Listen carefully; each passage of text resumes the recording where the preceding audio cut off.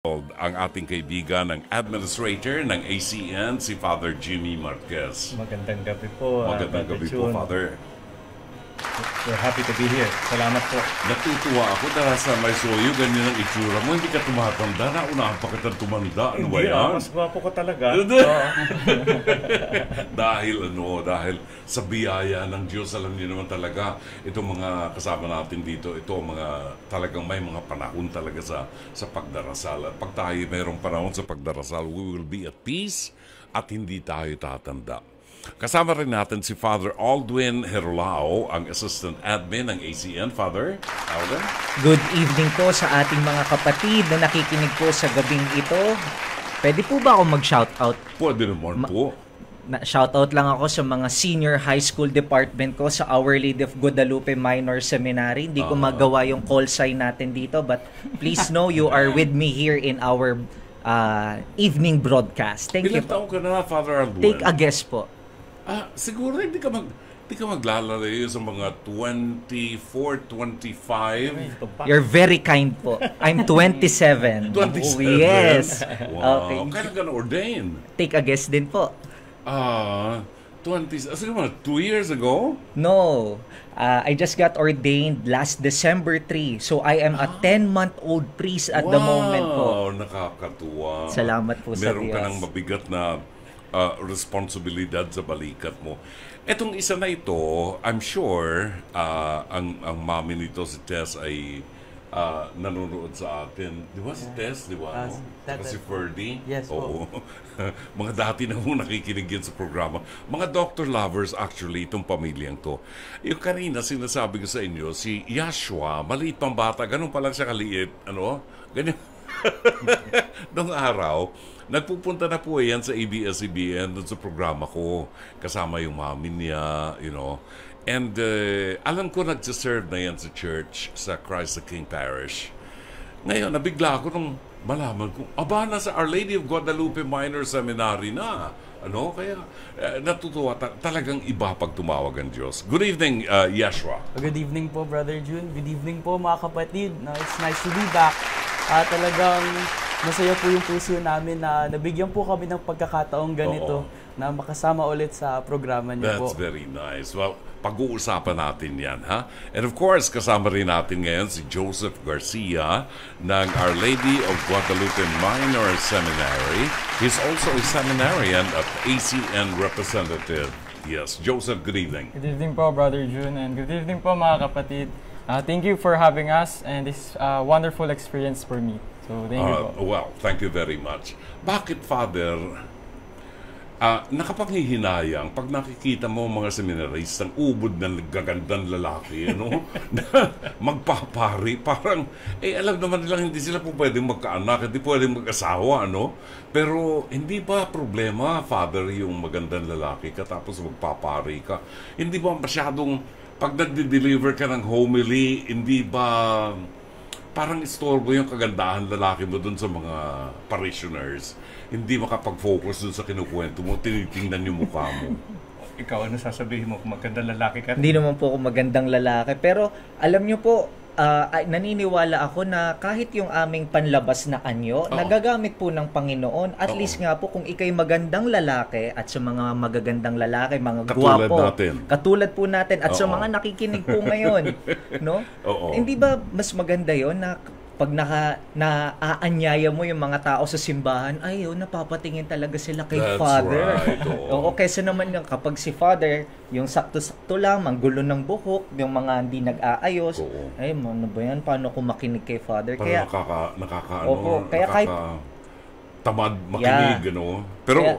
Pero kinakailangan matibay din kayo na maiwasan yung mga tukso. Tama po kayo dyan. Now, let's talk about aid to church in need. What is aid to church in need, Father Jimmy? It's a papal foundation. At ang namuno niyan at nakakuha niyan ay si Pope Benedict XVI. Okay. At ang main office nito ay sa Germany at sa Vatican. Ang history niyan, ang nakaraan niyan, nagsimula ito nung ikalawang pandaigdigang digmaan. Matagal na. Matagal na. So, anong nangyari ay nung nanalo ang West over the East, Yes. naghiwalay ang West Germany at East Germany.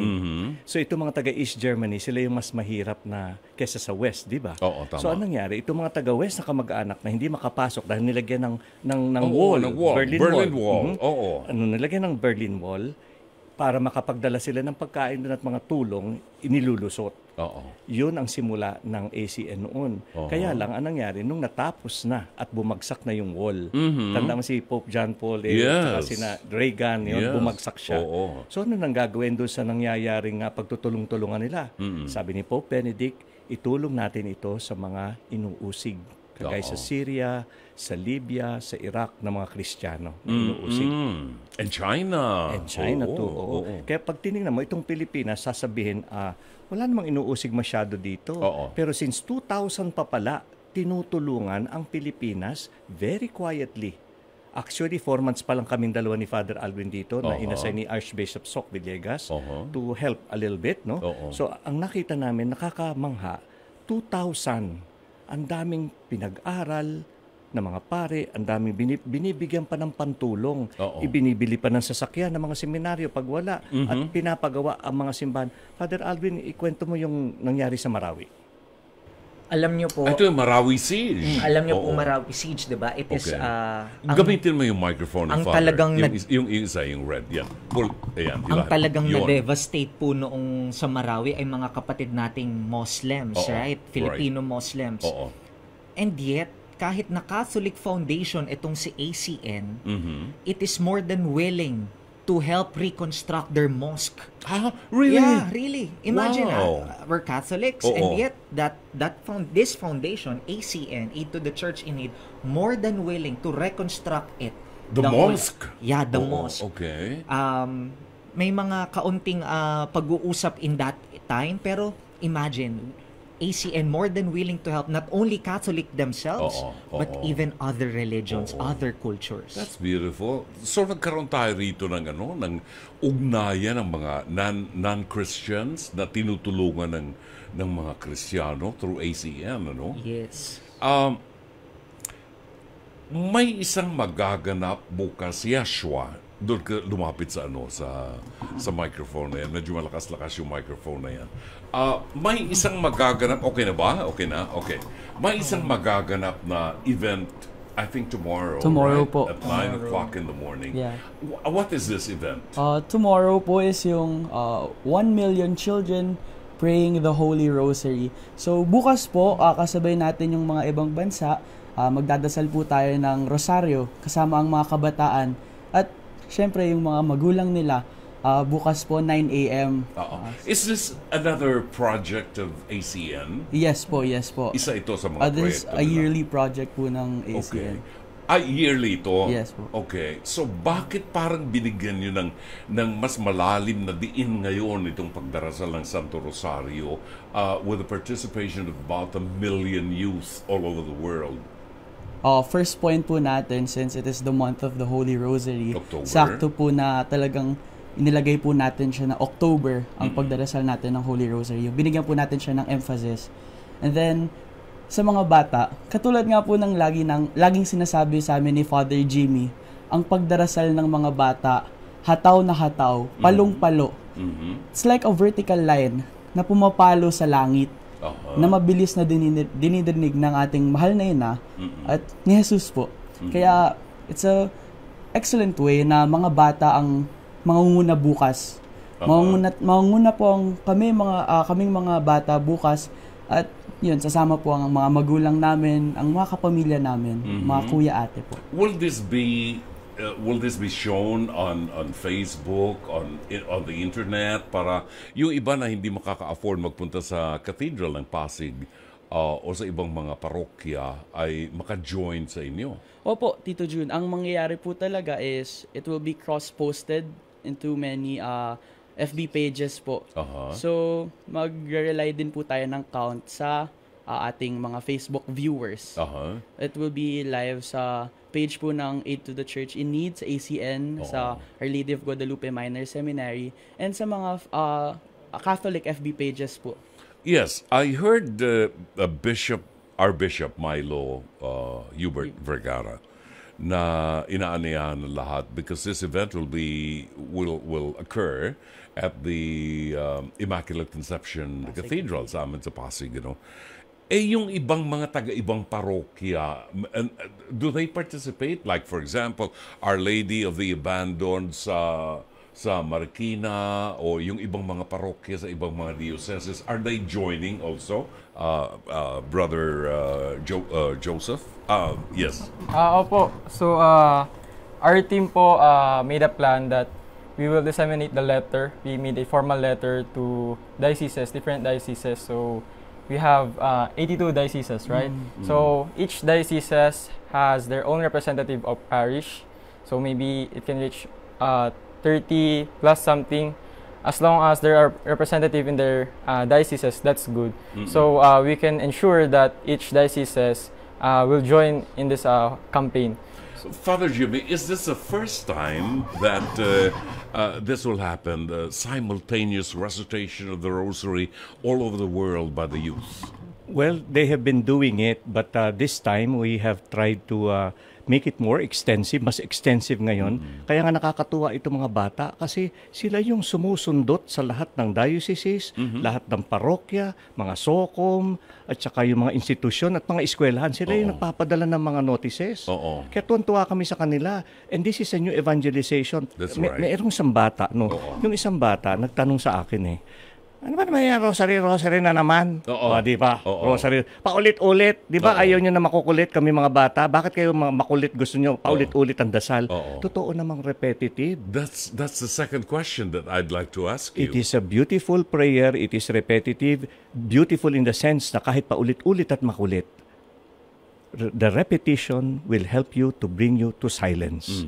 So that in that silence, sana makita mo ang mukha ng Diyos. Sa kanyang kabutihan. So kahit na, kasi ang ingay So yung ingay na yan, dadaling ka sa iyon.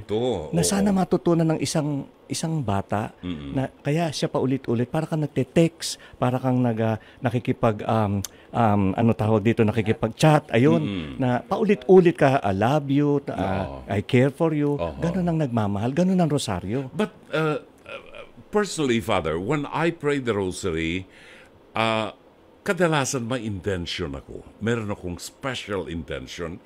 Or otherwise, the daily rosary becomes a habit and a thanksgiving for me, no? Yes.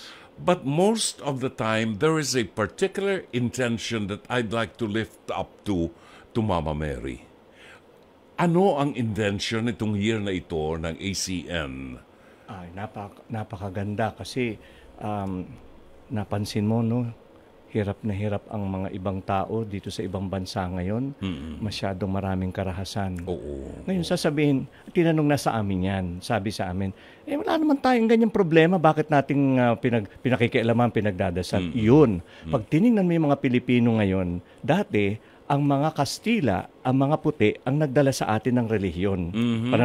Ngayon, yung ating mga domestic helpers sa Italy, for instance, na teacher dito tapos nagtatrabaho doon, sila na ngayon ang nagdadala ng mga anak ng Italiano sa mga simbahan.